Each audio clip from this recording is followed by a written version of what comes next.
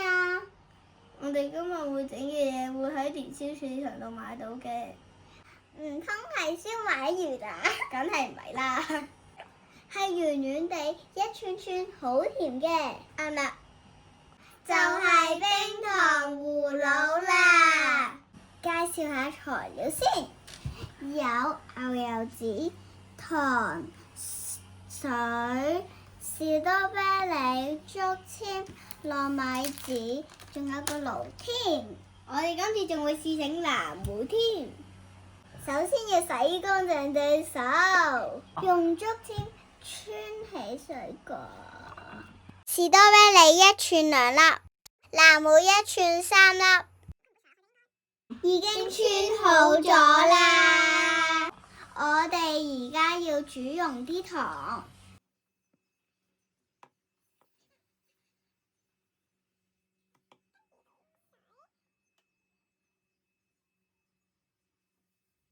跟住等佢滾起，氣泡會由大變細，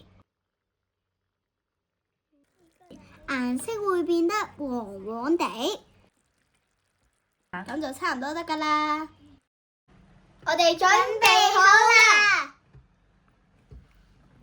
個爐實在太熱啦，所以呢部分交咗俾媽媽去做。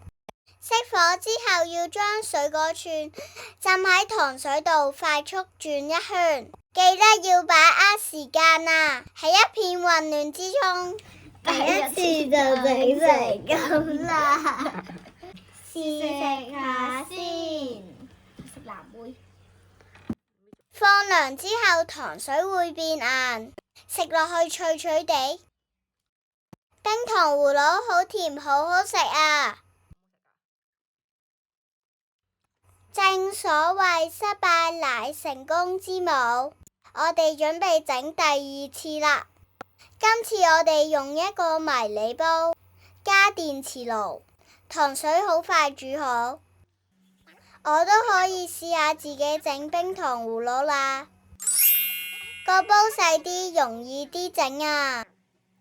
哥哥梗係都成功咗啦。